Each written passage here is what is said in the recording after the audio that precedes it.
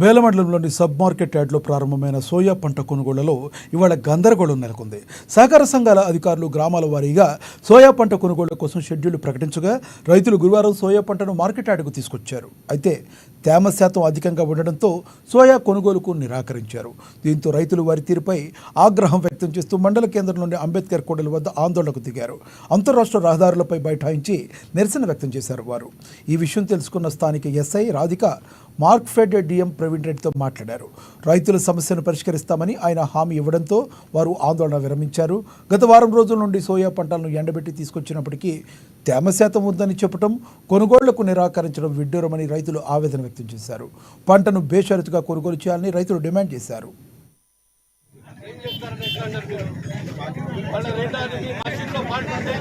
Market యార్డ్లో గత 8 రోజుల నుంచి సోయా అమ్మడానికి రైతులు సోయాను తీసుకొచ్చారు. కానీ కొన్ని కారణాల వలన కొనుగోలు అనేటువంటి బంద్ చేయడం జరిగింది.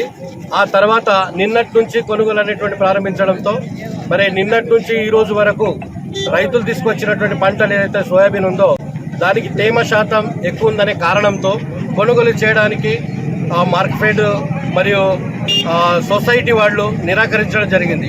దీన్ని రైతులందరూ కూడా మరి 6 కాలం కష్టపడినటువంటి పంటను అమ్ముకోవడానికి వస్తే ఈ విధంగా కొర్రీలు పెట్టడంతో అందరు రైతులు కూడా నిరసన వ్యక్తం చేస్తూ ఈరోజు బేల ప్రధాన రోడ్డు పైన ధర్నా నిరసన కార్యక్రమం చేపట్టడం జరిగింది.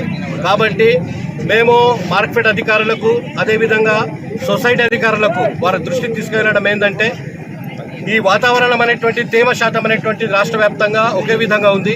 గత 15-20 రోజుల నుంచి దగ్గర 20 రోజుల నుంచి పంట అనేటువంటిది ఇంటికి వచ్చింది. దాన్ని ఆరబెట్టడం జరిగింది, ఎండబెట్టడం జరిగింది. అన్ని విధాలు చేసిన తర్వాత మార్కెట్ యార్డ్లో గత 7 రోజుల నుంచి ఉన్నారు. 15 రోజుల నుంచి పంటను ఎండబెట్టినా కూడా 15 నుంచి అయితే 20 వరకు మాయిశ్చర్ అనేటువంటిది తేమ శాతం అనేటువంటిది వస్తుంది. కాబట్టి మేము దయచేసి మేము మండల రైతులు అందరం కూడా మార్కెట్ వాళ్ళకు కోరుతున్నాము, ఈ తేమ శాతాన్ని దృష్టిలో తీసుకోకుండా బేషరతుగా